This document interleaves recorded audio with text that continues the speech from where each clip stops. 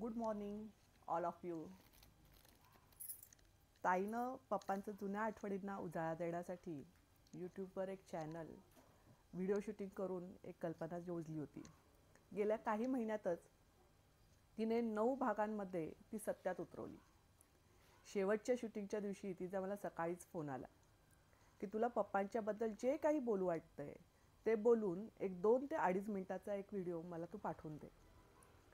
अचानक आलेल्या फोनने मला एकदम भूतकाळात नेले आणि माझ्या एक एक आठवणींना पुन्हा उजाळा मिळाला.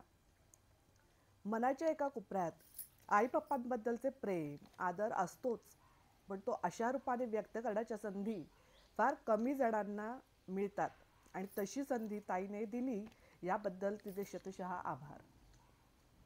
आणि पप्पांचे पूर्णत्वास नेलेल्या व्हिडिओरूपी कथासंग्रहासाठी तिला कोटी कोटी प्रणाम. तसे आई पप्पांबद्दल त्यांच्या 61च्या कार्यक्रमामध्ये माझ्या बऱ्यापैकी सर्व आठवणी सांगितल्या आहेतच. त्याच पुन्हा नव्याने नव्या वेगळ्या शब्दात सांगण्याचा माझा हा एक प्रयत्न.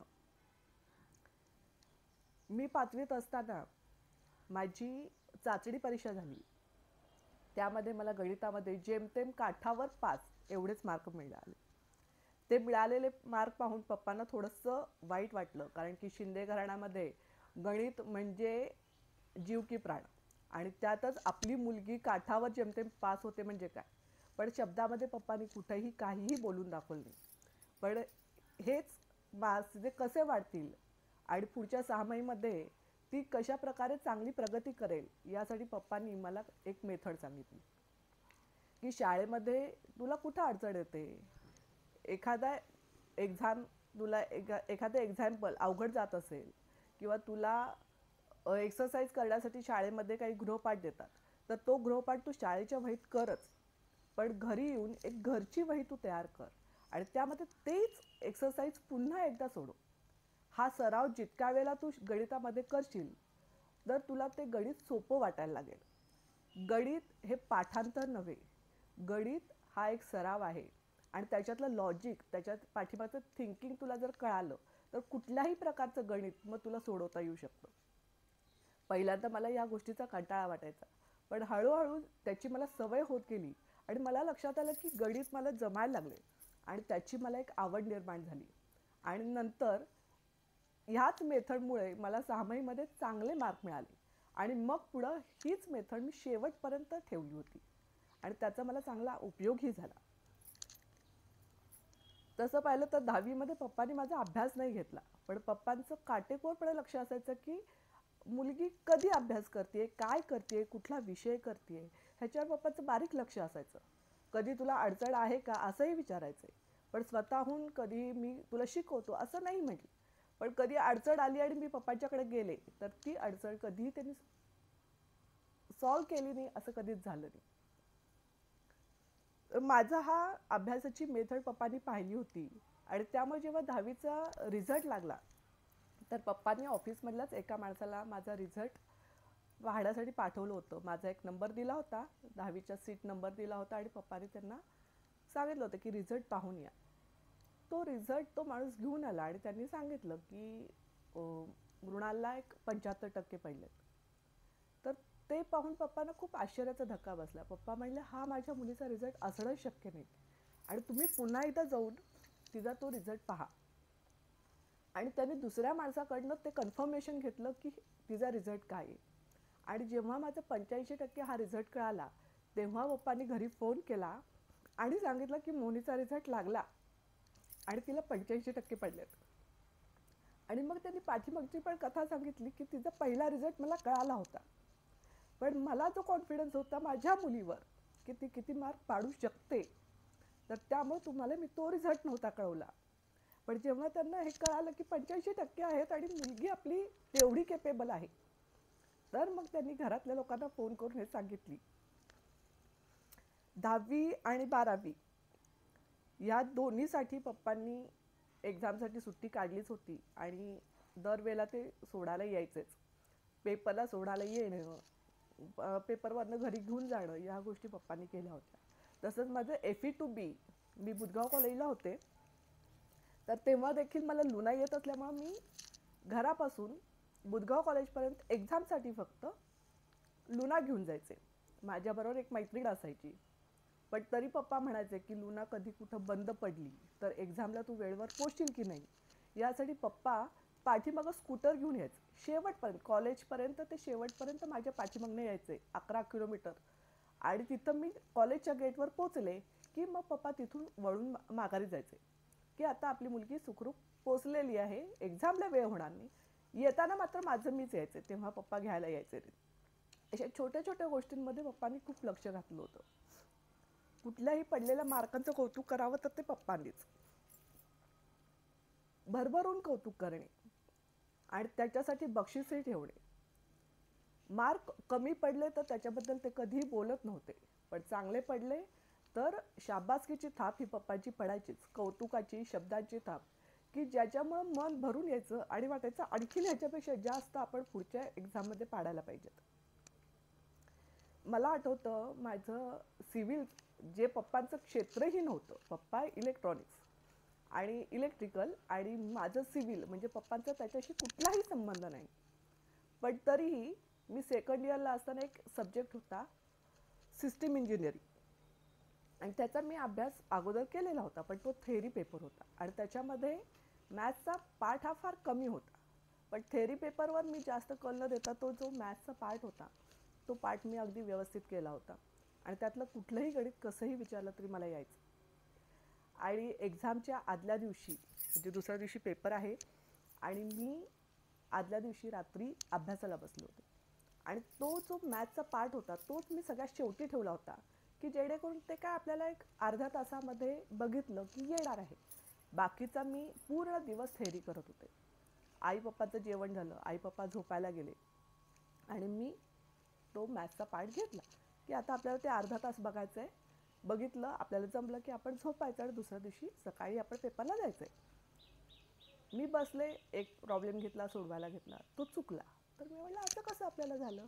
मग दुसरा प्रॉब्लेम घेतला, तोच चुकला. मग मला लक्षातच येणं का चुका लागले, आपला ॲन्सर का चुका लागले. मग ते मी ॲन्सर जे पुस्तकामध्ये प्रॉब्लेम सॉल्व करून दिला होता तो प्रॉब्लेम मी सोडवला. ते पण माझं चुकलं. मग मी ते वाचलं की काय स्टेप्समध्ये आपलं चुकतंय, पण तरीही मला कळलं नाही आणि माझं टेन्शन हळूहळू वाढायला लागलं. मला काही केलं काही सुचेच ना. आई पप्पा झोपलेले आहेत, सगळीकडे सामसूम शांतता आहे आणि मला टेन्शननं काहीच जमेना. शेवटी उठले आणि पप्पांना मी उठवलं की पप्पा, मला माझा हा प्रॉब्लेम समजत नाही आहे. जो सब्जेक्ट पप्पांनी आयुष्यात कधीही पाहिलेला नव्हता त्याचा एकदम मी मॅथ्सचा प्रॉब्लेम पप्पांच्या समोर ठेवला होता आणि पप्पा, मला हा मॅथ्सचा प्रॉब्लेम समजत नाही आणि मला तुम्ही समजावून सांगा. आता आदल्या दिवशी परीक्षेच्या आदल्या रात्री ही गोष्ट सांगायची म्हणजे अवघड होती. पप्पांनी ते वाचलेलंही नव्हतं आणि मी खूप गडबड करत होते की पप्पा मला हे खूप छान येत होतं आणि मला आत्ता या क्षणाला येत नाही आहे आणि तुम्ही मला मी कुठं चुकते हे सांगा. तर पप्पांना मी वेळच देत नव्हते. पप्पा झोपेतनं उठले होते. मग पप्पांना लक्षात आलं. पप्पांनी मला सांगितलं, तुझा मी आत्ताच झोपेतनं उठलोय तर मला एक कपभर चहा करून आण, म्हणजे जेणेकरून मी फ्रेश होईल, मग आपण हा प्रॉब्लेम बघूया. तर मी गेले, पण तो चहा करतानाही माझं मन स्थिर नव्हतं की पटकन चहा व्हावा, आपण तिथं जावं आणि पप्पाने पटकन आपल्याला ते सोल्युशन सांगावं. त्यावेळेला माझ्या हे डोक्यातच येत नव्हतं की पप्पांचा हे क्षेत्रच नाही आहे. मी आपला चहा केला, पटकन गेले, पप्पाने चहा दिला आणि पप्पाने म्हटलं, पप्पा मला तुम्ही सांगा ना, सोल्युशन सांगा. तर पप्पाने चहा हळूहळू पिला आणि पप्पा मला म्हणाले, फक्त आता हा प्रॉब्लेम आहे ना, तुला समजत नाही आहे ना, हे चॅप्टरमध्ये सोडवून दिलं आहे, तू मला फक्त सोडवून दाखव की तू काय सोडवतेस. मग मी तो प्रॉब्लेम वाचला आणि मी प्रॉब्लेम सोडवायला सुरुवात केली. एक एक स्टेप करत गेले आणि एका ठिकाणी मी अडकले म्हणजे मी बरोबर करून निघाले होते, पण पप्पानी तिथं मला थांबवलं की तू असं का केलंस. तर मी म्हटलं, पप्पा मला म्हणजे ह्याच्या पुढं ही स्टेप असेल. तर पप्पा म्हणले, नाही, तू आता फक्त मी सांगतो त्या पद्धतीनं ते सोल्युशन का, ते का हे मला कारण विचारू नकोस. आत्ता ते मी एक्सप्लेनेशन नाही देऊ शकत, फक्त मी सांगतो म्हणून तू ही स्टेप कर आणि मग पुढं तुला काय वाटतं तसं परत स्टेप करत जा. मी ते केलं आणि शेवटी ॲन्सर बरोबर आलं. पप्पांनी मग मला सांगितलं, हे का करायचं हे एक्सप्लेनेशन मी आत्ता नाही देऊ शकत, पण ही स्टेप करायची आणि ही स्टेप केलीस तरच तुझं आन्सर येणार आहे, एवढं लक्षात ठेव. आणि तसंच मी लक्षात ठेवलं आणि दुसऱ्या दिवशी पेपरला ते प्रॉब्लेम त्या स्टेपमध्ये जाऊन मी केलं आणि त्या पेपरमध्ये मी पास झाले. अशा पद्धतीनं पप्पांना मी आदल्या दिवशीही त्रास दिलाय, पण पप्पांनी कधीही त्याची तक्रार केली नाही किंवा चिडचिड केली नाही. खूप शांत पद्धतीने ते प्रत्येक सिच्युएशन हँडल करायचे. तसंच माझं MPSCची एक्झाम, जेव्हा मी पुण्याला गेले, MPSC म्हणजे आपण एका वर्षाचा अभ्यास, मोठी मोठी पुस्तकं वाचायची ती गोष्ट वेगळी, आणि MPSCमध्ये FE to BE सगळे सब्जेक्ट्स हँडल करायचं आणि त्याचा आपल्याला पेपर द्यायचा आणि एकाच दिवशी 2 पेपर. ही अत्यंत कठीण गोष्ट होती माझ्यासाठी. आणि एकाच दिवशी एक 6-6 सब्जेक्ट्स पेपरमध्ये होते. मग मी काय वाचू आणि काय नको मला काहीच लक्षात येत नव्हतं. FE to BE सगळेच सब्जेक्ट्स आहेत आणि मी अस्वस्थ होते. मी अभ्यासच करू शकत नव्हते. कुठलंही पेज घेतलं की आपल्याला येते की नाही अशी माझी अवस्था व्हायची. तर ते पाहून पप्पांनी शेवटी, आई आणि पप्पा माझ्याबरोबर दोघंही होते, पप्पांनी सांगितलं, आपल्याला एक्झाम महत्त्वाची नाही, आपल्याला आपली तब्येत महत्त्वाची आहे. ज्या एक्झाममुळं आपल्याला टेन्शन येत असेल, आपल्याला त्रास होत असेल, ती एक्झाम द्यावीच का? तू BE झाली आहेस, BE सिव्हिल झाली आहेस, तेवढंच पुरेसं आहे आपल्याला. आणि तू एक्झाम दिली नाहीस तरी माझी काही हरकत नाही आहे. पण त्या बाबतीत मी फक्त ठाम होते की पप्पा, मी इतके दिवस अभ्यास केला आहे, मी फक्त पेपर देऊन येते, पण मला गॅरंटी नाही आहे की मी पास होईल की नापास. पप्पा म्हणले, ठीक आहे, तू नापास झाली तरी आपल्याला काही हरकत नाही, आणि पास झाली तर आपण बघू पुढं काय करायचं. आणि मग आम्ही एक्झाम दिली. पप्पाला सांगितलं पेपर काय एवढे काही खास गेलेले नाही आहेत, त्यामुळे मी त्या रिझल्टच्या पाठीमागेही कधी पडले नाही की आपला रिझल्ट काय लागला असेल. पण पप्पांच्या डोक्यात मात्र अगदी परफेक्टली बसलं होतं की हिचा रिझल्ट लागला की आपल्याला कळायला पाहिजे. पप्पा मला सारखे विचारायचे, अगं MPSCचा रिझल्ट लागला का? म्हटलं पप्पा मला माहीतच नाही MPSCचा रिझल्ट कधी लागणार आहे, तर तू कुणाच्या कॉन्टॅक्टमध्ये असेल तर त्यांना विचार असं म्हणाले. म्हटलं पप्पा, जी एक्झाम मला एवढी चांगली गेलेली नाही आहे, त्या एक्झामच्या विषयी मी कशाला कुणाला विचारू की काय रिझल्ट लागणार आहे किंवा कधी लागणार आहे, कशासाठी मागं लागायचं. मी पास झालं तर ठीकच आहे, मी काठावर पास होईन, नाहीतर नापासच होणार आहे. मी सिलेक्ट होईन याची गॅरंटीच नाही आहे पप्पा मला. पण तरी पप्पांनी मात्र स्वतःचा हेका सोडला नव्हता. माझं जेव्हा लग्न ठरलं होतं ना, तर तेव्हा योगायोगानं संतोष हा MPSC थ्रूच आलेला होता, त्याची माझ्या अगोदरची बॅच, त्यामुळे त्याला सगळं माहीत असेल. म्हणून पप्पांनी मात्र आमचं लग्न झाल्यानंतर जेव्हा आम्ही पहिल्यांदा घरी आलो होतो, तेव्हा पप्पांनी विषय स्वतःहून काढला होता की MPSCचा रिझल्ट कुठं लागतो. मृणालला पण दिली होती एक्झाम, पण तिनं कधी त्या रिझल्टचा विचारच केला नाही आणि तिने विचारलं पण नाही, पण हा रिझल्ट कधी लागतो. तर मग संतोषनं सांगितलं की ह्या नंबरवर कॉन्टॅक्ट केला तर तुम्हाला कळेल. मग पप्पांनी त्यांना फोन केला, पप्पाने स्वतःच फोन केला, आणि अशी अशी माझी मुलगी एक्झामला बसली होती आणि तिचा रिझल्ट काय आणि कधी लागणार ह्याचं काय अंदाज आहे का? तर तिथल्या लेडीजनं सांगितलं की रिझल्ट तर कधीच लागला आहे आणि तो रिझल्ट तुमच्या घरी पाठवला आहे. पण तो रिझल्ट जो होता तो माझ्या सांगलीच्या, आम्ही जेव्हा पूर्वी सांगलीच्या घरात राहायचो तर सांगलीच्या पत्त्यावर गेला होता, आणि पप्पांचं सर्व्हिसमुळं आम्ही साताऱ्यामध्ये आलो होतो त्यावेळेला, आणि त्यामुळे तो रिझल्ट आमच्या हातातच आलेला नव्हता. आणि त्या रिझल्टनुसार मी पास झालेली होते आणि माझं इंटरव्ह्यूसाठी देखील सिलेक्शन झालं होतं. तर हे पप्पांनी जेव्हा ऐकलं की इंटरव्ह्यूसाठी हिचं सिलेक्शन झालं आहे, तर पप्पांना खूप आनंद झाला. पप्पाने विचारलं इंटरव्ह्यू कधी आहे, तर तो दुसऱ्याच दिवशी होता की इंटरव्ह्यू दुसऱ्या दिवशी पुण्यामध्येच होता. आम्ही होतो साताऱ्यामध्ये, माझे सगळे सर्टिफिकेट्स होते सांगलीमध्ये, आणि दुसऱ्या दिवशी इंटरव्ह्यू होता पुण्यामध्ये. ही खूप सिच्युएशन क्रिटिकल होती, पण त्यातही पप्पाने शांत राहून एक गाडी आमच्या दोघांना अरेंज करून दिली जी जाईल पुण्यामध्ये, एक गाडी अरेंज केली जी जाईल सांगलीमध्ये, आणि सांगलीतलं माझे सगळे सर्टिफिकेट्स काय असतील ती माझी फाईल मी कुठं ठेवली हे पप्पाने मी सांगितलं होतं. तर ते सगळे सर्टिफिकेट्स घेऊन ती माझ्यापर्यंत इंटरव्ह्यूच्या अगोदर कशी पोहोचेल या सगळ्याची व्यवस्था पप्पाने करून दिली होती. म्हणजे मी MPSC एक्झाम दिली, पण आज जी सर्व्हिसला लागली आहे ते पप्पांच्या प्रयत्नामुळंच. म्हणजे पप्पांनी विचारलं आणि पप्पांनी माझी इंटरव्ह्यूला जाण्याची अरेंजमेंट केली. मी तिथं जाऊन इंटरव्ह्यू कसा दिला माहीत नाही, पण मी दिला. पण या सगळ्या पाठीमागं पप्पांचे परिश्रम होते. मी फक्त जाऊन अटेंडन्स दिला होता. तर असे हे माझे पप्पा.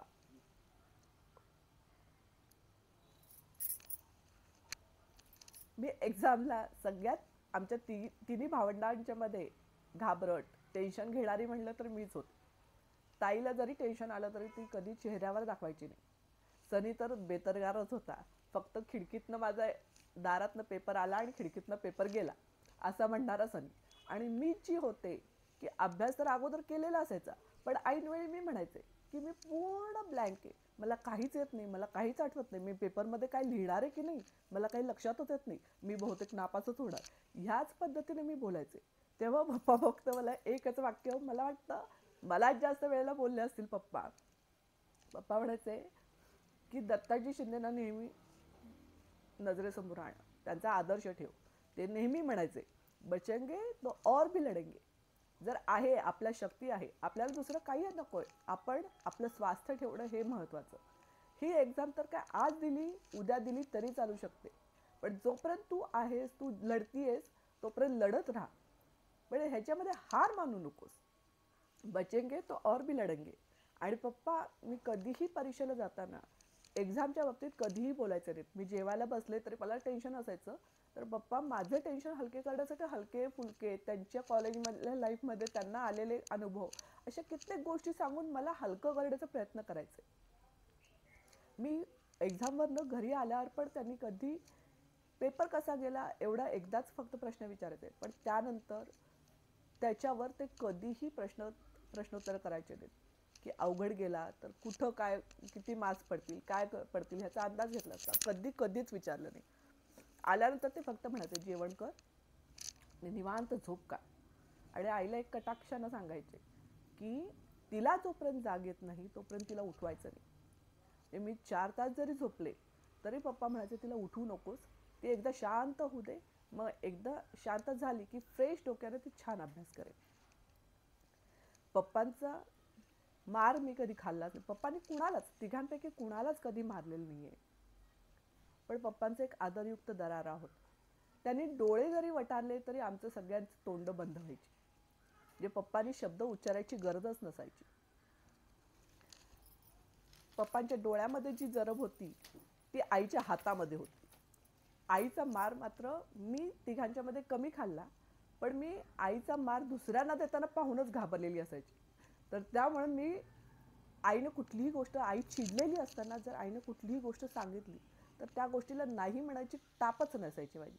ती पटकन गोष्ट करून रिकामं होणं की जेणेकरून आई आपल्याला मारणार नाही एवढंच मी फक्त काळजी घ्यायची.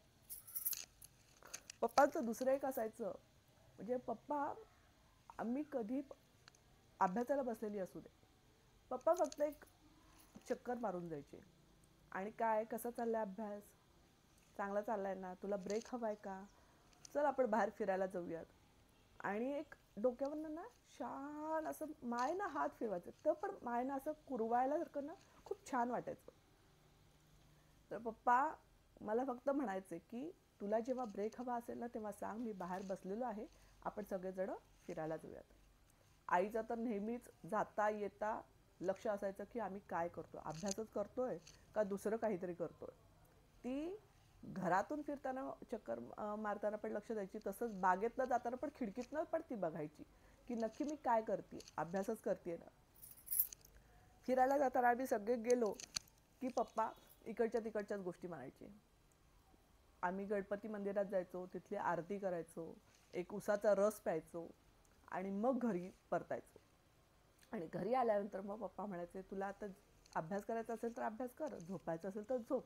पप्पांनी कधीही असं आग्रह केला नाही की तू कंटिन्युअस अभ्यास करत राहा, पण जो अभ्यास करशील तो मन लावून कर, एवढंच त्यांचं म्हणणं असायचं. आई पप्पांनी दोघांनीही आम्हा तिघांना ज्या वस्तू आवश्यक आहेत त्या वस्तूंचा कधी तुटवडा भासून दिला नाही, पण आमचे तिघांचेही फाजील लाडही कधी केले नाहीत. आता जुन्या मी फोटो पाहतो तेव्हा ताईचे आणि माझे एकाच कपड्यातले आम्हाला फ्रॉक शिवलेले मला दिसून येतात, पण तरी पण त्याच्यामधला आनंद आमचा हा वेगळाच होता. दिवाळीला कटाक्षाने आम्हाला तिघांनाही एक एक ड्रेस नवीन असायचाच. त्यात मला मात्र नवीन असायचा आणि ताईचे जे न येणारे ड्रेस असायचे तेही मिळायचे. त्यातले कित्येक ड्रेसवर माझा डोळा असायचाच की हा ताईला कधी लहान होतो आणि ताई कधी मला देते. म्हणजे तो ड्रेसही मला घालायला मिळायचा आणि माझे ड्रेसही मला घालायला मिळायचे. तर मला सांगायची गोष्ट अशी की पप्पा फाजील लाड कधीच करत नव्हते. आई पप्पा दोघंही. पण त्यांचं एक असायचं की गणपती दर्शनाला आम्ही जेव्हा जायचो ना, गणपती बसायचे तेव्हा सांगलीमधले सगळे गणपती पाहायला आम्ही जायचो. 2 दिवसाचा आमचा हा प्रोग्राम असायचा. निम्मा सेक्शन एका दिवशी आणि निम्मा सेक्शन एका दिवशी. तर तेव्हा मात्र पप्पा म्हणायचे जेवण करून बाहेर पडलं की तिथून गणपती दर्शन 12 वाजू देत 1 वाजू देत तेव्हा परत पोरांना भूक लागणार आहे. त्यावेळेस तुम्ही जितकी म्हणाल तितके पाणीपुरी किंवा भेळ जे काही म्हणाल ते सगळं तुम्हाला खायला मिळणार आहे. आम्ही तिघही खूप खुश असायचो. आम्हाला वाटायचं केवढं आपल्याला खायला मिळणार आहे. पण गेल्यानंतर तिथं जरी 1-2 प्लेटच्या वर कधीही आम्ही पाणीपुरी खाल्लेली आठवत नाही. पोट भरलेलंच असायचं. एकदा मी 7वी-8वीत असेल तेव्हा एक कॉम्पिटिशन आली होती पेपरमध्ये की पक्ष्यांचं जीवन आणि त्याच्यात त्यांनी काही क्वेश्चन्स विचारले होते. त्या क्वेश्चनमध्ये एक होतं की पक्ष्यांना बांधून ठेवावं की सोडावं. म्हणजे पक्ष्यांना कशात आनंद असेल. म्हणजे आणि दुसरा क्वेश्चन होता तो फुलपाखरांचे प्रकार. या 2 गोष्टी मला काही केल्या जमत नव्हतं की काय सांगायचं. पक्ष्यांना पिंजऱ्यामध्ये ठेवलं तर तो पक्षी आपल्याजवळ राहणार ना. मग पप्पांना मी विचारलं तर पप्पा म्हणाले मोनी कधीही तुला जर एका खोलीत बंद केलं तर आवडेल का गं. तर म्हणलं नाही. मग तसंच पक्ष्यांचं आहे. पक्ष्यांचं जीवन हे खुल्या हवेमध्ये जास्त फुलतं. त्यामुळे त्यांना पिंजऱ्यामध्ये न बांधता नेहमी स्वतंत्र हवेमध्ये उडू द्यावं. जेवढं त्यांना उडू द्याल तेवढं त्यांच्या पंखांमध्ये बळ येतं. तर त्यामुळे तू तसं उत्तर लिही. आणि मी म्हणलं फुलपाखरांचे प्रकार हो पप्पा. तर पप्पा म्हणलं त्याबद्दल काय माहीत नाही पण फुलपाखरं आपल्या वेगळ्या रंगाची दिसतात ना. तर त्या रंगाची सांग. पिवळे असतात, लाल असतात, निळे असतात. तर मी तसे क्वेश्चनरचे आन्सर्स लिहिले आणि ते सबमिट केले. आणि आश्चर्य म्हणजे माझा पहिला क्रमांक म्हणून मला बोलवलं गेलं. मी तो रिझल्ट आणि त्याचं कॉम्पिटिशनचं मला मिळालं प्राईज घेण्यासाठी मी गेले होते. तेव्हा ज्यांनी मला हे प्राईज दिलं त्यांनी मी स्टेजवर असतानाच सांगितलं की ह्या मुलीनं 2 प्रश्नांची उत्तरं दिली. एक होतं पक्ष्यांचं स्वातंत्र्य आणि दुसरं होतं फुलपाखरांचे प्रकार. तर तिनं पक्ष्यांचं स्वातंत्र्य ह्याच्यामध्ये लिहिलंय की पक्ष्यांना पिंजऱ्यांमध्ये न बांधता त्यांना खुल्या हवेत सोडावं. आणि हे तिने एकटीनंच लिहिलेलं एकमेव उत्तर होतं जे माझ्या मनाला भावलं की खरं आहे पक्ष्यांना बांधून ठेवू नका, त्यांना खुल्या हवेत सोडा. आणि ह्या एका प्रश्नासाठी तिला हे प्राईज मिळते. आणि हीच गोष्ट पप्पांनी मला सांगितली होती की कुणालाही कधीही कुठेही बांधून ठेवू नकोस. त्यांना स्वतंत्र राहू दे. त्यांच्या स्वतःच्या काही इच्छा असतात ज्याच्यामध्ये त्यांना बळ मिळतं.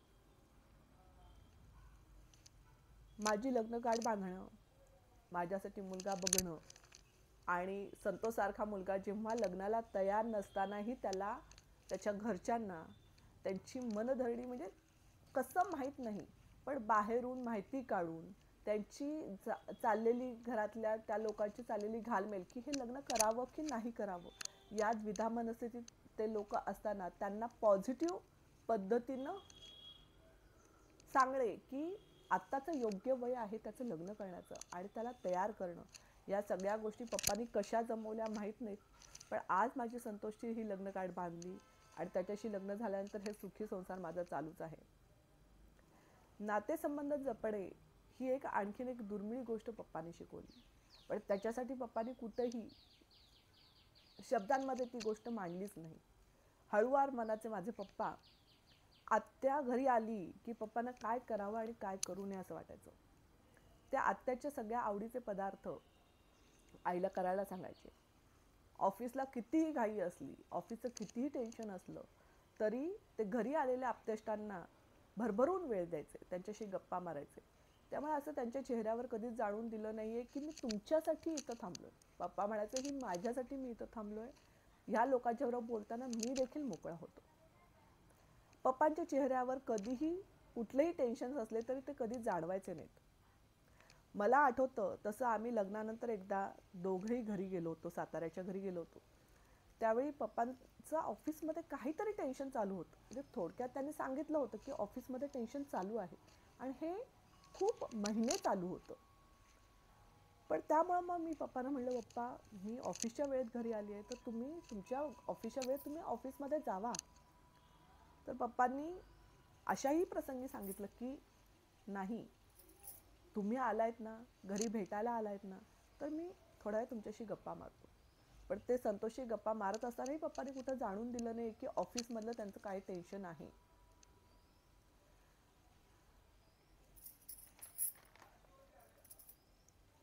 मितभाषी पप्पा आपले म्हणणे मोजक्या शब्दात मांडायचे. आपले वागणे हेच आपले प्रमाण. कोणतीही गोष्ट पुढच्या माणसाला पटवायला जायचे नाही, परंतु स्वतःचे मुद्दे मात्र स्पष्ट शब्दांमध्ये सांगायचे आणि सांगता यायला पाहिजेत, हा त्यांचा नियम. मलाही कित्येकदा त्यांनी सांगितलं की स्टेटमेंट कर, पण त्या गोष्टींचा हेका कधीही धरू नकोस. त्यांचे ऑफिसचे असे कित्येक गोष्टी ते माझ्या कामाचं मी जेव्हा टेन्शन सांगायचे ना, तेव्हा ते मला त्यांच्या ऑफिसचे काही अनुभव सांगायचे की ज्यामुळं माझं कामामध्ये मला बऱ्याचदा त्याचा मदत झालेली आहे. पप्पांचा एक शिरस्ता आहे, म्हणजे एखादी गोष्टी कुठलीही गोष्ट त्यांनी नियम स्वतःला बांधून घेतला ना, तर ती नियमावली कधी सोडत नाही. मग ते पप्पांचं फिरणं असो, रोज चालत जाण्याचा एक नियम तो पप्पांनी स्वतःला लावून घेतलाय. स्वतःच्या औषधांच्या वेळा त्यांनी कधी कुणाच्यावर डिपेंड नाही राहिले, ते स्वतःचं स्वतः सगळं बघतात. व्यायाम करणं असू दे, तेव्हा पप्पांनी स्वतःच्याच काय म्हणतात त्याला, पप्पांनी स्वतःच्याच एवढी काळजी घेतलेली आहे की आम्हाला कुठल्याही गोष्टीकडे त्यांच्याकडे बघायला लागत नाही. मला आठवतं की माझ्या अनमोलच्या डिलिव्हरीनंतर मी जेव्हा पुण्यात आले होते, तेव्हा ओजस्वी आणि अनमोलमध्ये 2.5 वर्षाचं अंतर आणि अथर्व आणि अनमोलमध्ये 7 महिन्याचं अंतर. त्यामुळे ही 3 बालचमूंचा एक बालगोपाळ तर घरात नांदतच होता. तर त्यामुळं त्यात मी एक बाळंतीण, त्यामुळे आईची आणि स्वराची खूप धांदल उडायची आणि त्यांचं ह्या तिघांना सांभाळणं, माझं बाळंतिणीचं सगळं करणं, ह्याच्यामध्ये त्यांचा खूप वेळ जायचा. सनी तर काय सर्व्हिसमुळं दिवसभर बाहेरच असायचा. पप्पांना तेव्हा डोळ्याला मोतीबिंदू झालेला होता, दोन्ही डोळ्यांना झाला होता. तर माझं हे गडबड चाललेली असल्यामुळे महिनाभर पप्पांनी स्वतःचं ऑपरेशन लांबवलं होतं. पप्पांना खरं तर जेवढ्या लवकर तुम्ही मोतीबिंदूचं ऑपरेशन कराल तेवढं चांगलं, असं त्यांनी सांगितलं होतं. पण पप्पांनी महिनाभर ते लांबवलं. त्यानंतर महिन्याभराने जेव्हा मी थोडी स्थिरसावर झाले होते, त्यानंतर पप्पांनी त्यांचं स्वतःचं एका डोळ्याचं ऑपरेशन केलं. तर त्या ऑपरेशन नंतर महिनाभर त्यांना घरातच राहायचं होतं, ज्यामध्ये त्यांना टी व्ही पाहायचा नव्हता, पेपर वाचायचा नव्हता. मग काय, वेळ घालवण्यासाठी त्यांना फक्त गप्पा मारायला एखादा माणूस पाहिजे. पण ही आमच्या सगळ्यांची अशी गडबड असायची की आम्ही कुणीही त्यांच्याशी गप्पा मारत बसायचो नाही.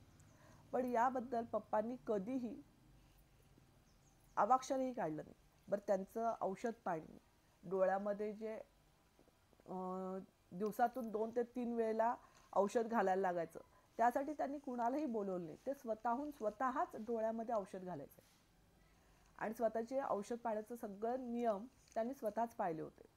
आणि याबद्दल तेव्हाही आणि त्यानंतर आजपर्यंत कधीही त्यांनी अवाक्षरही काढलेलं नाही. पप्पांचं मी मगाशी म्हणलं तसं पप्पांनी कौतुक करावे ते पप्पांनीच आणि शिस्त लावावी ते आईनंच.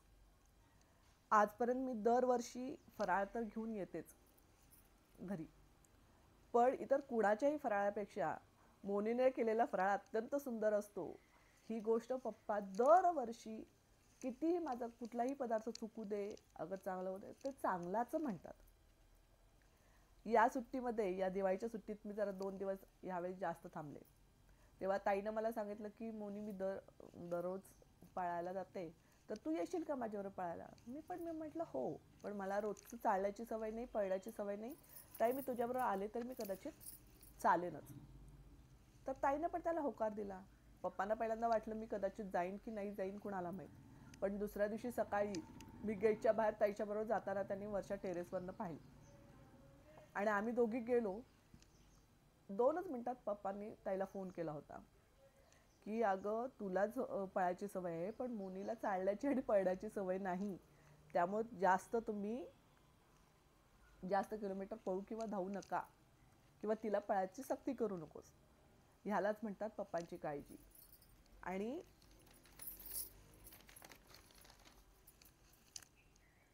त्यानंतर मी जेव्हा ताईच्या बरोबर 5 किलोमीटर पळले नाहीच, मी चाललेच होते, पण माझ्या ह्या आत्तापर्यंतच्या कारकिर्दीत मी एवढे चालली नसेल तेवढं मी त्या दिवशी चालले होते. त्यामुळे आल्यापासून मी फक्त झोपण्या हा एकच कार्यक्रम करत होते. झोपडायचं, उठायचं, जेवण करायचं, परत झोपायचं. असं मी 1 दिवस पूर्ण केलं. पण तेव्हा पप्पा म्हणाले, माहेरपणाला आली आहेस, झोप येत असेल तर झोप, शांत झोप. पण त्याचबरोबर दुसऱ्या दिवशी मात्र त्यांनी मला उपदेश द्यायला देखील विसरले नाही. तर ते म्हणाले की मोनी, चालण्याची सवय चांगली असते, तर मुंबईला गेल्यानंतर थोडं का असेना रोज चालत जा, म्हणजे असा दम लागणं चांगलं नव्हे. हीच ती त्यांची काळजी होती. अनमोलच्या प्रेग्नन्सीमध्ये मी कोल्हापूरला होते आणि एक गोष्ट सांगायची म्हणजे मला इश्यू राहिला हा देखील खूप वर्षांनी राहिला होता. जेव्हा मला प्रेग्नन्सी होती तेव्हा प्रणिता बहिणीकडं मी आणि संतोष, म्हणजे पप्पा घरीच होते, पण पप्पांना पण आम्ही कल्पना दिली नव्हती आम्ही प्रणिता बहिणीकडे जातोय. आणि आम्ही दोघं जण प्रणिता बहिणीकडे गेलो होतो टेस्ट करायला की हे काय आहे. आणि माझी टेस्ट पॉझिटिव्ह आली. मग घरी येताना मी संतोषला म्हणलं की अरे इतके वर्षानंतर आपल्याला राहतंय तर तू भिवडीला देखील ही गोष्ट सांगू नकोस. कारण मलाही माहीत नव्हतं, माझं पहिलं ॲबॉर्शन झालेलं होतं आणि हे आता राहिलंय ते आता व्यवस्थित राहील की नाही ह्याची गॅरंटी मला नव्हती. त्यामुळे संतोषला मी सांगितलं कुणालाही आपण सांगायला नको, ना मी पुण्यात सांगते ना तू भिवडीत सांग. पण पप्पा घरीच होते आणि मी घरी आले आणि थोड्या वेळात मला प्रणिता बहिणीचा फोन आला की मोनी तुझं थोडंसं मला असं वाटतं की तू बेड रेस्ट घेणं सगळ्यात चांगली गोष्ट आहे, तू बेड रेस्ट घे. मग संतोषला मी म्हणलं अरे संतोष मी ऑफिसला गेले नाही तर पप्पा मला विचारणारच की तू आज घरी का थांबलीस. त्याला मी उत्तर काय देऊ, मला काही लक्षात येत नाही आहे. पण मला लक्षातच येत नव्हतं की मी काय करावं. संतोष मात्र म्हणाला नाही तू बेड रेस्ट घ्यायला सांगितले तू बेड रेस्टच घे आणि आपण बघू तुला काय वाटेल त्या सिच्युएशननुसार तू कर. आणि संतोष ऑफिसला गेला. मी झोपून राहिले. पप्पांनी एक 10, 10:30, 11 वाजले तरी मी ऑफिसला येत नाही हे पप्पांना लक्षात आलं. पप्पा आत आले आणि पप्पा म्हणाले तुला काय बरं वाटत नाही आहे का गं. म्हणलं नाही पप्पा मला बरं वाटतंय. मग आज ऑफिस नाही आहे का. मी म्हणलं पप्पा आज मी सुट्टी काढली आहे. मग सुट्टी का काढलीस. तर मग आता मला पप्पांशी खोटं बोलता येईना.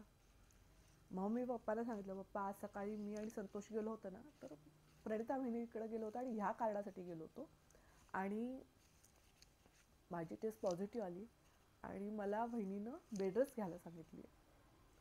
पप्पांना खूप आनंद झाला. पण पप्पाला मी त्याबरोबर सांगितलं की पप्पा मी संतोषलाही सांगितलं की माझे एकदा ॲबॉर्शन झालं आहे त्यामुळं ही गोष्ट आपण ना पुण्याला सांगूयात ना भिवडीला सांगूयात. त्यानं भिवडीला सांगितली नसेल आणि मी देखील कुणाला सांगणार नव्हते, पण तुम्ही आत्ता इथं आहात म्हणून मी तुम्हाला सांगितली. तर पप्पा म्हणले अगं एवढी चांगली गोष्ट आहे, तू बेड रेस्ट घेतेस तू घे, तू शांत राहा आणि कुठेही जास्त हालचाल करू नकोस. तुला काय तुझ्याकडे आहेत नोकर चाकर त्यांचा उपयोग करून घे. जेवलीस का, चहा पिलास का. पप्पा माझ्यावर तिथं बसून राहिले होते.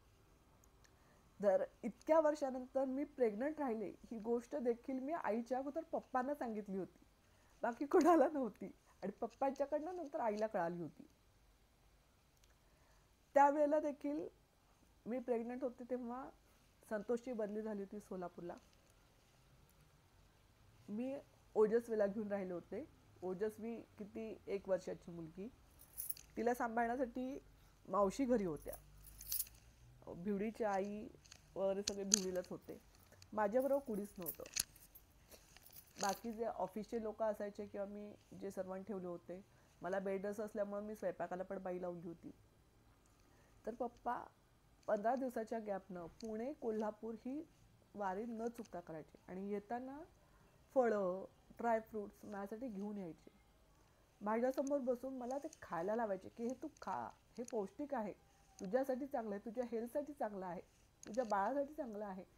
आणि त्यांनी ही गोष्ट शेवटपर्यंत केली. म्हणजे माझे 9 महिने, माझी डिलिव्हरी होईल तोपर्यंत पप्पा हे 15 दिवसांनी कोल्हापूरला यायचेच यायचे. पहिल्यांदा गाडी घेऊन येत होते, नंतर म्हणाले की गाडी घेऊन नको, मी एस टीनं येतो. मग एस टीनं यायचे, ट्रॅव्हल्सनं यायचे, पण येऊन एक 5-6 दिवस थांबायचे आणि परत निघून जायचे. असे हे आई पप्पा. आईनं देखील माझ्यासाठी खूपच केलेलं आहे. काही गोष्टी चिडणे, रागवणे ह्या गोष्टी तिच्या होत्याच, पण मी तिचं रागावणं, तिचं मारणं हे कमी खाल्लं. हे मी मगाशीच सांगितलं की या सनीला किंवा ताईला रागवतानाच मी इतकी घाबरलेली असायचे की मी त्या गोष्टी पटकन करून टाकायचे. आणि माझा एक वीक पॉईंट होता म्हणजे माझा इतिहास नागरिकशास्त्र. मी कितीही अभ्यास केला तरी ऐन पेपरला मला तो सब्जेक्ट काही करता यायचाच नाही. आणि आई मला त्याचे प्रश्नोत्तरे विचारायची आणि मी त्याची उत्तरं सांगायची. ती आई म्हणायची, अगं तुला येतंय ना. पण तरी त्या पेपरला मी कधी न रडता गेले असं मला आठवतच नाही. तर असंच मी 6वी-7वीत असेल तेव्हा इतिहास नागरिकशास्त्राचा पेपर म्हणून आदल्या दिवशी मी प्रचंड अभ्यास केला आणि दुसऱ्या दिवशी पेपरला गेले. आणि पेपरला गेले तर प्रत्येक मुलीच्या हातामध्ये मला हिंदीचं पुस्तक दिसत होतं. आणि मी मुलींना म्हणलं, अगं इतिहास नागरिकशास्त्र असताना तुम्ही हिंदीचा अभ्यास का करताय? तर त्याने सांगितलं, अगं आज हिंदीचाच पेपर आहे. आणि तेव्हा मला खाडकन, मी म्हटलं कालपर्यंत मी इतिहास नागरिकशास्त्र करत होते आणि आता हिंदीचा पेपर आहे. तसा हिंदीचा अगोदर अभ्यास केलेला होता, पण आदल्या दिवशी मी काहीच वाचलं नव्हतं. मी एका मुलीचं पुस्तक घेतलं आणि त्याच वेळेला मी नुसतं उलटून पालटून बघत होते की काय आपण वाचू शकतो. जेमतेम परीक्षेच्या अगोदर 15 मिनिटं ते काय पुस्तक मी चाललं असेल तेवढाच तो अभ्यास आणि अगोदर केलेला अभ्यास यावर मी तो पेपर लिहिला. पेपर चांगला गेला आणि घरी आल्यानंतर मी खुशीतच आले होते की आज इतिहास नागरिकशास्त्र झालेला नाही आहे, म्हणजे आपल्याला उद्या इतिहास नागरिकशास्त्र आहे, आज आपल्याला परत एकदा वेळ मिळालेला आहे इतिहास नागरिकशास्त्रचा अभ्यास करायला. ह्याच खुशीत मी घरी आले होते. घरी आले, आईनं दरवाजा उघडला. आईला टेन्शन होतं, तिचा पेपर आज इतिहास नागरिकशास्त्राचा होता, कसा गेला कुणाला माहीत. आईनं आपला दरवाजा उघडला, कसा गेला पेपर? आणि मी आपली हसत हसत आले होते. आईला म्हटलं, आई आज एक मज्जाच झाली. आई म्हणली, काय झालं? म्हटलं, अगं आज इतिहास नागरिकशास्त्राचा पेपरच नव्हता, आज हिंदीचा पेपर होता. एवढं फक्त एकच वाक्य बोललेलं मला आठवतं. त्यानंतर माझ्या डोळ्यासमोर काजवे चमकले. अक्षरशः इतक्या जोरात खणखण माझ्या कानपटात बसली होती. मला दुसरं काहीच दिसलं नाही आणि माझ्या डोळ्यातनं घळघळ घळघळ पाणी आलेलं आठवतंय. आवाज पण फुटला नाही, फक्त काजवे आणि डोळ्यातनं पाणी. त्याच्या पुढं आई मला म्हणाली, अगं हे काय आहे? दुसऱ्या दिवशी कुठला पेपर आहे हे तुला माहित नाही? एवढी का तू लहान आहेस? अगं घोडी झाली, जरा तरी लक्ष दे. आणि तेव्हापासून तिनं मला सांगितलं, तिचा जो एक कानफटात बसली होती ना, त्यापासून माझ्या डोक्यामध्ये एक बसलं की कितीही आपल्याला कॉन्फिडन्स असला तरी आपल्या मैत्रिणीला विचारून यायचं की दुसऱ्या दिवशी कुठला पेपर आहे. आणि हे शेवटपर्यंत झालं. त्यामुळे आजही मी मुलांना सांगते की बाबांनो, कुठला पेपर आहे हे लक्षात घ्या आणि मैत्रिणीला विचारून एकदा खात्री करा. कुठल्याही ओव्हर कॉन्फिडन्समध्ये जाऊ नका. तरी देखील अनमोलनं ही चूक केली आणि तो देखील माझ्यासारखाच वेंधळा निघाला. त्याचा पेपर होता एक, अभ्यास करून वेगळाच गेला आणि पेपर देऊनही आला. तर सांगायची गोष्ट अशी की आईची शिस्त ही शिस्त असायची. अभ्यास करताना तिनं अभ्यासच करायला पाहिजे हे तिला मान्य असायचं. पण जेव्हा अभ्यासातनं मी ब्रेक घ्यायचे तेव्हा तिला, ताईनं असू दे, मी असू दे, कुणीही असू दे, तिला असं वाटायचं की त्यांनी घरातली 4 कामंही करावी. ब्रेक घेतलाय ना, तर ब्रेकमध्ये तिने 4 कामं केली तर मलाही मदत होईल आणि तिलाही ब्रेक मिळणार आहे. आणि अभ्यासाचा विचार असंही करत नसतो. तर त्यामुळे तिनं आम्हाला झाडून, स्वतःचं झाडून काढणे, फरशी पुसणे, टेबल आवरणे, स्वतःचे कपडे धुणे ह्या गोष्टींची सवय लावली होती. म्हणूनच लग्नानंतर जेव्हा आम्ही गेलो सासरी नांदायला, तेव्हा भांडी, कपडे धुणे या गोष्टीचं कधीच काही वावगं वाटलं नाही. घरी इकडं सांगलीच्या घरी आमच्याकडे धुण्या भांड्याला बाई होती, पण मी जेव्हा सासरी गेली तेव्हा तिथं धुण्या भांड्याला बाई नव्हती. पण त्याचं जडपणा कधी जाणवला नाही. या सगळ्या गोष्टी आम्ही केल्या, कुठल्याही तक्रारी विना केल्या. आणखीन एक होतं म्हणजे मी इंजिनिअरिंगला असताना आईनं BA कम्प्लीट केलं आणि MAचं फर्स्ट इयर केलं. पण तेव्हा पप्पांनी एक मात्र आईला स्पष्ट सांगितलं होतं की तू जरी एक्झाम देत असलीस BA किंवा MA, तर तुझं ही एक्झाम दिलीस तर त्या आयुष्यामध्ये फरक पडणार नाही. तू शिकण्याबद्दल काही म्हणणं नाही, पण मोनीच्या अभ्यासावर त्याचा कुठलाही परिणाम होणार नाही ह्याची काळजी मात्र तू घेतली पाहिजेस. त्यामुळं माझी एक्झाम आणि आईची एक्झाम जेव्हा एकाच वेळेला आली तरी आई सगळा घरातला स्वयंपाक करून मला कुठेही अडचण होणार नाही हे पाहून स्वतःच्या पेपरला जायची.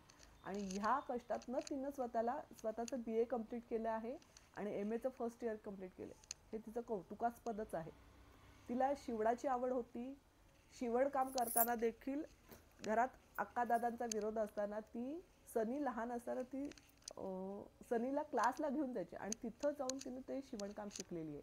अशा पद्धतीनं ती जिद्दीनं तिनं स्वतःचं शिक्षण कम्प्लीट केलंय. तिला जी इच्छा होती ती कम्प्लीट केली. असं म्हणतात ना की मुलीच्या माहेरपणासाठी आई नांदते सासरी. तसंच आहे की आमच्या सुखासाठी आम्ही जेव्हा येऊ तेव्हा आम्हाला माहेरपण मिळावं यासाठी आईनं कित्येक गोष्टींमध्ये कष्ट सोसलेले आहेत. तिलाही त्रास झालेला आहे. आज आम्ही जेव्हा आमचा संसार करतो तेव्हा टक्के टोटपे संसारातले काय असतात हे आम्हाला सगळ्यांना जाणवतं. आणि ह्या टक्क्या टोटप्यातनं आईनं आम्हाला मोठं केलेलं होतं. तेव्हा आज आमच्याकडे आम्ही सगळ्यालाच बायका लावलेल्या होत्या. तेव्हा मात्र आईनं तसं केलेलं नव्हतं. आईनं फक्त धुण्या भांड्याला बाई लावलेली होती. बाकीचं सगळं घरात होतं. येणारे आप्तेष्ट होते. या सगळ्यांचं करताना आमचं कुठेही कमी होणार नाही हे मात्र ती कटाक्षानं पाळायची. आमच्यावर बारीक लक्ष ठेवून असायची. शिस्तबद्धता असायची. कुठलीही गोष्ट आम्ही लपवत नाही आहे ना. आम्ही कॉलेजमध्ये नसताना देखील म्हणजे ती आमच्याबरोबर कॉलेजमध्ये नाही आहे पण तरी कॉलेजमधल्या सगळ्या गोष्टी तिला माहीत असायच्या. आम्ही देखील तिच्याशी शेअर करायचो. आम्ही कधी काही लपवत नव्हतो.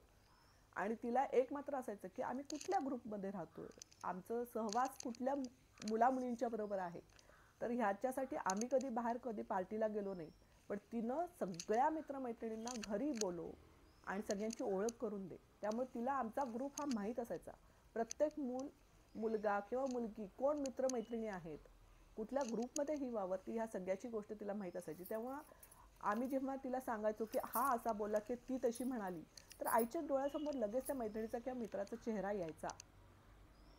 आणि तसंही म्हणतात ना की आईला आम्ही म्हणायचो जानकी जासूस. म्हणजे काहीही न सांगता प्रत्येक गोष्टीचं नॉलेज असलेली आई असायची. म्हणूनच म्हणते की शिस्त लावावी तर आईनं आणि कौतुक करावं तर पप्पांनं. अशी ही जोडी एकमेकांना भयंकर पूरक होती. पप्पांनी देखील त्यावेळेस कधी दाखवलं नाही पण आत्ता रिटायरमेंट नंतर जेव्हा आईला काही दुखलं खुपलं आई आजारी पडली तर पप्पा प्रचंड आईची काळजी घेतात. आईनं औषधं घेतली का, आई विश्रांती घेतीये का, जर आईला बरं वाटत नसेल तर सनीच्या मागं लागून की अरे तिला अजून का बरं वाटत नाही, आपण दवाखान्यात जाऊन तिला कुठली टेस्ट करायची आहे ती टेस्ट करून घेऊयात. म्हणजे ते स्वतः देखील स्वतःच्या दुखण्याचा कधी गाजावाजा करत नाहीत. स्वतःकडं पण असं लक्ष देऊन सगळ्या गोष्टी माझ्या ह्या टेस्ट करायलाच पाहिजेत असं कधी म्हणत नाहीत. पण आईच्या बाबतीत मात्र छोट्यातली छोटी गोष्ट असू दे मात्र ते कधीही ते करायला विसरत नाहीत. असे हे माझे आई पप्पा. आणि ह्या आई पप्पांना उदंड आयुष्य, दीर्घायुष्य आणि सुखासमाधानाचं विना त्रासदायक असावं अशीच ही ईश्वरचरणी प्रार्थना. हे झालं आई पप्पांच्या बद्दल. आणि तसं म्हणलं तर माझ्या मोठ्या बहिणीबद्दल म्हणलं तर तिनं लहानपणापासूनच माझी खूप काळजी घेतली. तिने तिच्या भाषणामध्ये सांगितलं की मोनी कधीही कुणाकडे जात नव्हती. खरंय, मी आई पप्पाला सोडून कधीच राहिले नाही. एक भारती मावशीकडं, ताईच्या लग्नानंतर निमात्याकडं, हे दोनच गोष्टी. मग आई पप्पा जिथे राहतील त्यांच्याबरोबर मी सगळ्यांच्याकडे राहिली आहे. पण आई पप्पांना सोडून मी राहिलेल्या माझ्या शिक्षणापर्यंत म्हणजे ताईच्या लग्नापर्यंत दोनच ठिकाणी राहिले. एक तर म्हणजे बार्शी आणि दुसरं म्हणजे मदबावी. भारती मावशीकडे. आणि मदबावीला जायचं कारण देखील मदबावी म्हणजे कुठलं ते हां मुरबाड. तिथं जायचं कारण होतं म्हणजे अक्की निक्की हे अट्रॅक्शन. मला लहान मुलं फार आवडायची आणि अक्की निक्की तेव्हा खूप छोटे होते आणि जुळे होते, त्यामुळे मला फार ते छान लहान मुलं आहेत म्हणून मी मावशीकडे गेले होते. आणि निमात्याकडे गेले ते ताईचं लग्न झाल्यानंतर जो त्रास होत होता तेव्हा निमात्या म्हणाली की तिला थोडे दिवस जरा चेंज असू दे, मी घेऊन जाते. आणि तेव्हा स्वातीताई येत होती बरोबर, म्हणून मी निमात्याकडे गेले होते. पण त्यानंतर जे माझे प्रत्येक सुट्टीचे दिवस होते ते मी ताईकडे जात होते. ताई मला हक्काची आपली वाटायची, त्यामुळे मला तिथं परकेपणा कधी जाणवत नव्हता. मी काही केलं तरी कुणी मला बोल लावणार नाही असं वाटायचं. आणि ती तशी होती की तिच्यामध्ये पप्पांचे गुण आलेत की कौतुक करावं जसं पप्पानी तसं कौतुक करावं तसं ताई नाही. ती कौतुक भरभरून करते आणि तिच्या शब्दामध्ये जी माया असते तिच्या चेहऱ्यावर देखील ती माया दिसून येते. मला जेव्हा इशू राहत नव्हता तेव्हा मला आई आणि ताई सारखं सांगायची की शिवलीलामृत वाच. तर मी म्हटलं की मी इतक्या वेळेला त्याचं पारायण केले की मला काही काही वेळेला कंटाळा येतो की कशासाठी आपण एवढं वाचलं तरी आपल्याला देव देत नाहीये. मला इश्यू राहण्यासाठी मी खूप काही प्रयत्न केले, म्हणजे भिवडीच्या लोकांनी त्यांच्या त्यांच्या पद्धतीने केले, मी माझ्या पद्धतीनं केले, तरी पण आपल्याला यश मिळत नाहीये. तर त्या सगळ्या गोष्टी मी सोडून दिले, नको मला ह्यातलं काहीच नको. तेव्हा ताईनं माझ्यासाठी शिवलीलामृतचं पारायण चालू केलं होतं. माझं पुण्यामध्ये एक ट्रीटमेंट होती छोटीशी, त्या ट्रीटमेंटसाठी अपॉइंटमेंट घेऊन मी आले होते आणि त्या ठिकाणी आम्ही गेलो. माझं एक छोटंसं ऑपरेशन होणार होतं, लेझर ट्रीटमेंट होती.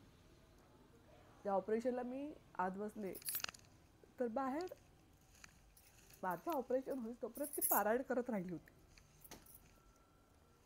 तिनं इव्हन इथंपर्यंत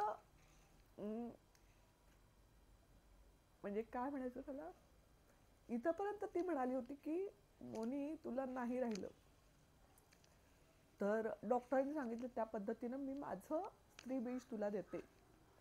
आणि त्याला देखील ती तयार झाली होती. आणि डॉक्टरांनी सांगितलं होतं की मोठी बहीण आहे, तिला मुलं आहेत, तर चालू शकतं. ह्या गोष्टीची देखील तिने मानसिकता ठेवली होती की आपल्याला स्त्रीबीज द्यायला लागेल. पण कर्मयोगानं म्हणा किंवा देवाच्या कृपेनं म्हणा ती गोष्ट करायला लागली नाही. आम्हाला दोघांनाही इश्यू झाला, पण ह्या पाठीमागं तिनं देवाची खूप पारायण केली आहेत माझ्यासाठी. म्हणजे मला कधी कधी वाईट पण वाटायचं की मी करत नाही म्हणून माझ्या वतीनं ती करायची. माझ्या कित्येक अशा गोष्टी आहेत लग्नानंतरच्या की ज्या मी तिच्याशी शेअर केल्या.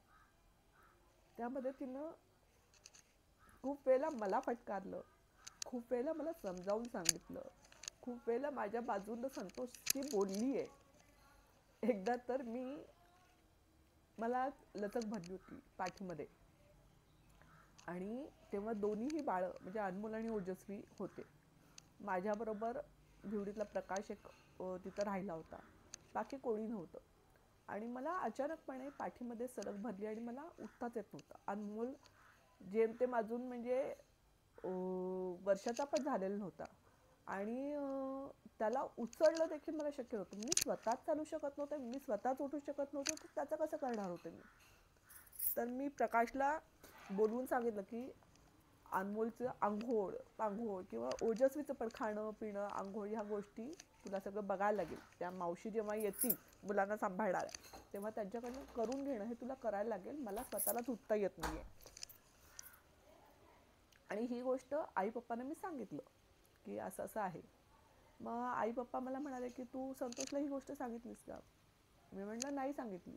संतोष तेव्हा सोलापूरला होता.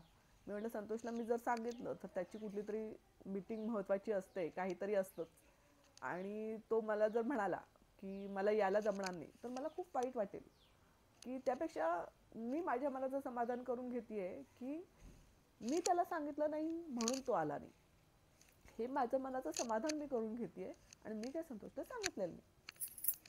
मी ताईला काय मला चमक आली वगैरे काय सांगितलेलं नव्हतं, पण आई पप्पांच्याकडनं ताईला लगेच ही गोष्ट कळाली आणि ताईने स्वतःहून मला फोन केला की मोनी तू संतोषला सांग. तर मी म्हणलं मी ताई असं सांगितलं तर काय उपयोग, म्हणजे त्यांना जर नकार दिला यायला तर तर ताई म्हणली अगं तू असं निगेटिव्ह का विचार करतेस, कदाचित तो येईल पण पण उद्या तो असं जर म्हणाला तर तू सांगितलं नाहीस म्हणून मी आलो नाही, नाहीतर मी आलो असतो. पण त्याऐवजी तू सांगून तर पहा, आणि तो आला तर मग प्रश्नच मिटला, नाही आला तर बघूयात आपण. मग ताईनं सांगितलं म्हणून ताईची बोलण्याची हातोटीच अशी असते की ताईची प्रत्येक गोष्ट पटते. म्हणून मी संतोषला फोन केला आणि संतोषला सांगितलं की संतोष माझ्या पाठीत चमक आली आहे, मला उठून हालताही येत नाहीये, तर तू कोल्हापूरला ये. तर नेहमीप्रमाणे संतोषकडनं मला अपेक्षित असंच उत्तर मिळालं की माझी पुण्याला मीटिंग आहे उद्या आणि त्याची मला आज तयारी करायची, त्यामुळे मला यायला जमणार नाही, उद्याची मी मीटिंग करतो आणि त्यानंतर मी कोल्हापूरला येतो. मग तेवढे 2 दिवस मला आता झोपून काढायचे होते, मला माहीत होतं. मग मी रडत रडत ताईला फोन केलाच की ताई तू सांगितलंस म्हणून मी फोन केला, पण असं झालेलं. त्यानंतर ताईनं संतोषशी काय बोलली हे मला माहीत नाही. संतोषला तिनं 4 सुनावले देखील. तर संतोषनं त्या दिवशी रात्री तो कोल्हापूरला हजर होता आणि त्यानं दुसऱ्या दिवशीची माझी दवाखान्यातली अपॉइंटमेंट फिक्स केली होती. तो दवाखान्यात मला घेऊन गेला, दाखवलं, माझी औषधं सुरू केली आणि मग त्यानंतर तो पुण्याला स्वतःची मीटिंग अटेंड करायला गेला. म्हणतात ना की मोठी बहीण ही बहीण कमी आणि आई जास्त असते, तशी ती माझी दुसरी आई आहे. ही आई शिस्तबद्ध आहे, तर ही आई प्रेमळ आणि काळजी घेणारी पण आहे. अशा खूप गोष्टी आहेत माझ्या ज्या मला सांगता पण येत नाहीयेत, की ओजस्वीच्या बाबतीतल्या असोत या संतोषच्या बाबतीतल्या असोत, तिनं मला खूप आधार दिलाय. शाब्दिक आधार खूप महत्वाचे असतात, ते शाब्दिक आधारच तिच्याकडनं मला मिळालेत. आई आणि मी बोलण्यामध्ये जरा कमी पडतो, आम्हाला स्पष्ट बोलता येत नाही, आम्हाला स्पष्ट सांगता येत नाही, ती मुद्द्याच मांडते. कधी कधी मला असं वाटतं की असं आपल्याला का बोलता येत नाही, आपण का सांगू शकत नाही, पण ती प्रत्येक गोष्ट छान पद्धतीने समजावून सांगते. अगदी मेडिटेशन पण असू दे. पप्पांना पप्पा स्वतः आस्तिकही नाहीत आणि नास्तिकही नाहीत. आई खूप आस्तिक आहे, मी देखील पप्पांच्या सारखीच खूप आस्तिक, म्हणजे देवाला लोळण घालणं अशातली मी नाहीये, पण देव न मानणं यातली पण मी नाहीये. देव दिसला तर पाया पडायचं, पण त्याच्यापर्यंत लोळण घालणं हे मला जमत नाही.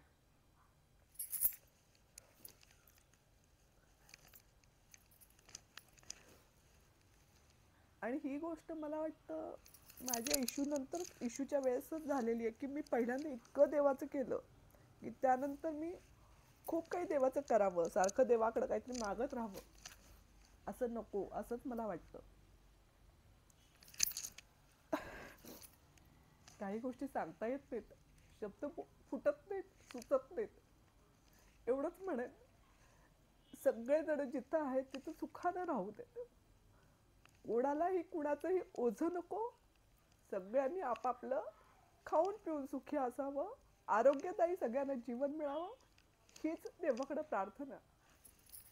धन्यवाद.